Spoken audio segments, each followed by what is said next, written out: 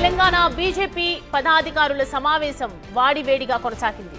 స్థానిక సంస్థల ఎన్నికల వేళ పార్టీలో సమన్వయ లోపంపై ప్రజాప్రతినిధులు ఆగ్రహం వ్యక్తం చేశారు. రంగారెడ్డి, వికారాబాద్ జిల్లాల పార్టీ అధ్యక్షుల మధ్య సమన్వయం సరిగా లేదంటూ ఎంపీ కొండా విశ్వేశ్వరరెడ్డి ఫైర్ అయ్యారు. మరోవైపు ప్రజాప్రతినిధులతోనే సమన్వయం కరువైందంటూ మరో ఎమ్మెల్యే వాపోయారు. అంతేకాదు గ్రౌండ్ లెవెల్లో పరిస్థితులు అధ్వానంగా ఉన్నాయంటూ ఆవేదన వ్యక్తం చేశారు. అయితే ఏదేమైనా అందరూ కలిసి ముందుకు పోవాల్సిన అవసరం ఉందని పార్టీ నేతలకు బీజేపీ చీఫ్ రామచంద్రరావు పిలుపునిచ్చారు.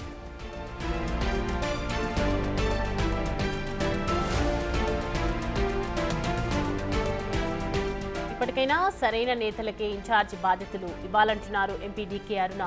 దీంతో రంగారెడ్డి, వికారాబాద్ జిల్లా సమస్య కమిటీ వేస్తామన్నారు రామచంద్రరావు. అదేవిధంగా ఈ నెల 8న స్థానిక సంస్థల ఎన్నికలపై రాష్ట్ర స్థాయి సమావేశం ఏర్పాటు చేస్తామని చెప్పారు. ఈ సమావేశంలో ఎంపీలు, ఎమ్మెల్యేలు, ఎమ్మెల్సీలు పాల్గొననున్నారు. ఎన్నికల నేపథ్యంలో ఇకపై రాష్ట్ర వ్యాప్తంగా జిల్లాల వారీగా బహిరంగ సభలకు ప్లాన్ చేయాలనుకుంటున్నారు. 15 జడ్పీ చైర్మన్లు గెలవటమే లక్ష్యంగా తెలంగాణ బీజేపీ ప్రణాళికలు రచిస్తోంది.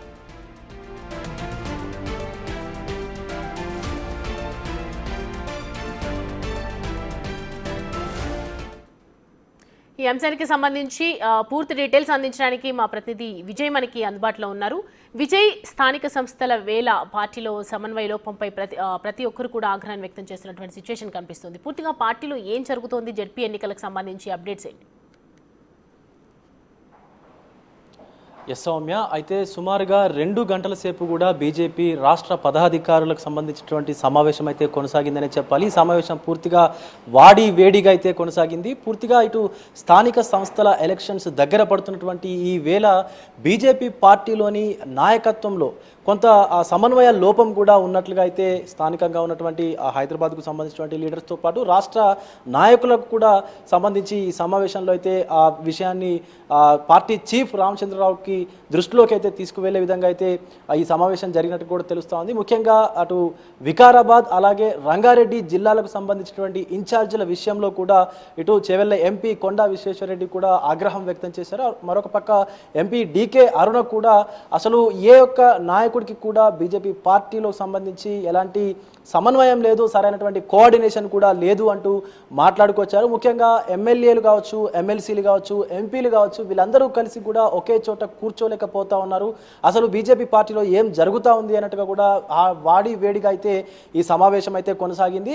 అయితే పెద్ద ఎత్తున కూడా కార్యాచరణను మొదలు పెట్టేందుకు ప్రణాళికలు రచిస్తూ ఉన్నారు. కానీ తీరా ఆ యొక్క కార్యాచరణ ముందుకు వెళ్ళడానికి అనేక మార్లు ప్రయత్నించినప్పటికీ కూడా ఎందుకు ఈ యొక్క కార్యాచరణను ముందుకు వెళ్ళట్లేవు, అలాగే ఎందుకు దీనిపైన సరైనటువంటి నిర్ణయం తీసుకోవట్లేదంటూ కూడా కొంత ఈ యొక్క కార్యక్రమంలో డీకే అరుణ అయితే అటు రామచంద్రరావుకు సంబంధించి ఆయన దృష్టికి కూడా తీసుకువెళ్లే విధంగా అయితే మాట్లాడారని చెప్పొచ్చు.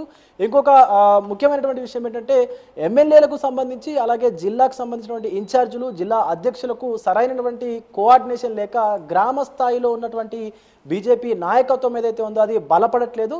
సో దీనికి ఖచ్చితంగా ఒక్కొక్క క్యాండిడేట్ని అంటే ఒక వార్డు మెంబర్ స్థాయి నుంచి ఇటు ఎమ్మెల్యే క్యాండిడేట్ ఎంచుకునేంత వరకు కూడా 3 నుంచి 4 క్యాండిడేట్లను సెలెక్ట్ చేసుకొని వారి స్థితిగతులను కూడా చూసి ప్రజల్లో వాళ్లకు ఎంత ఆదరణ ఉంది, ప్రజలకు వాళ్ళని ఎంత నమ్ముతున్నారనేటువంటి అంశాన్ని కూడా తీసుకొని క్యాండిడేట్ను ఫైనల్ చేసే విధంగా కూడా కొన్ని కమిటీలను ఏర్పాటు చేయనట్టు కూడా తెలుస్తోంది.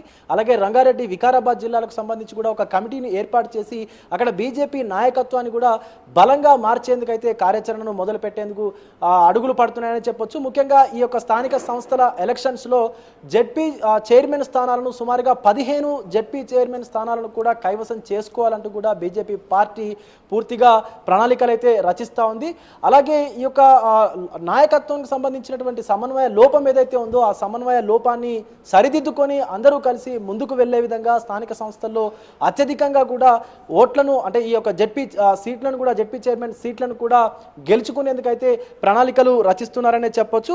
ముఖ్యంగా అయితే ఇటు పార్టీ కార్యాలయంలో కూర్చొని అనేక మార్లు పార్టీకి సంబంధించినటువంటి చీఫ్ రామచంద్రరావు కావచ్చు, పార్టీ రాష్ట్ర నాయకత్వం కావచ్చు, అనేక మార్లు కూర్చొని చర్చలు జరిపినా, సమావేశాలు చేసినా కూడా ఎందుకు గ్రౌండ్ లెవెల్లో బీజేపీ పార్టీ యాక్టివ్ కాలేకపోతా ఉంది అనేటువంటి దానిపైన కూడా చర్చకైతే వచ్చింది. ముఖ్యంగా గ్రౌండ్ లెవెల్ నుంచి బీజేపీ పార్టీ యాక్టివ్ కావాలి, కార్యకర్తలకు అలాగే బీజేపీ పార్టీ సపోర్టర్స్ ఎవరైతే ఉంటారో వాళ్ళందరికీ కూడా పార్టీకి సంబంధించినటువంటి సిద్ధాంతాలను, పార్టీకి సంబంధించినటువంటి నాయకత్వ లక్షణాల గురించి కూడా వాళ్ళకు చెప్పే విధంగా కొన్ని కమిటీలను కూడా ఏర్పాటు చేయనున్నారు. ముఖ్యంగా ఈ వచ్చేటువంటి ఎన్నికలను దృష్టిలో పెట్టుకొని, ఈ యొక్క స్థానిక సంస్థల ఎన్నికల్ని దృష్టిలో పెట్టుకొని అయితే పార్టీ మరింత ప్రజల్లోకి వెళ్లేందుకైతే కార్యాచరణను సిద్ధం చేసిందనే చెప్పాలి సౌమ్య. అయితే విజయ్ ఒకవైపు బహిరంగ సభల్ని కూడా జిల్లాల వారీగా ప్లాన్ చేస్తున్నారని చెప్తున్నారు. అంటే బీజేపీ నుంచి ఎవరు ముఖ్య నేతలు ఎవరెవరు వెళ్లే ఛాన్సెస్ ఉన్నాయి ఈ బహిరంగ సభకు? ఖచ్చితంగా సౌమ్య, జిల్లాల వారీగా కూడా ఒక్కొక్క జిల్లాకు ఒక్కొక్క నిర్దిష్టమైనటువంటి కమిటీని ఏర్పాటు చేసి ఒక భారీ బహిరంగ సభలను కూడా మున్ముందు ప్లాన్ చేస్తూ ఉంది బీజేపీ పార్టీ పూర్తిగా.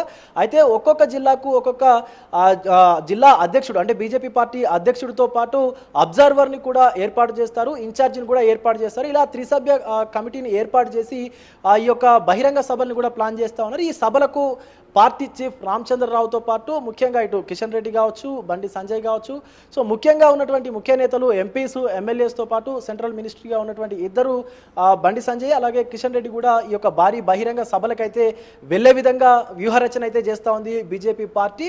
గ్రౌండ్ లెవెల్ నుంచి కూడా, అంటే రాష్ట్ర నాయకత్వంలో మెయిన్గా ఇటు 8 మంది ఎమ్మెల్యేస్ ఉన్నారు, 8 మంది ఎంపీస్ ఉన్నారు.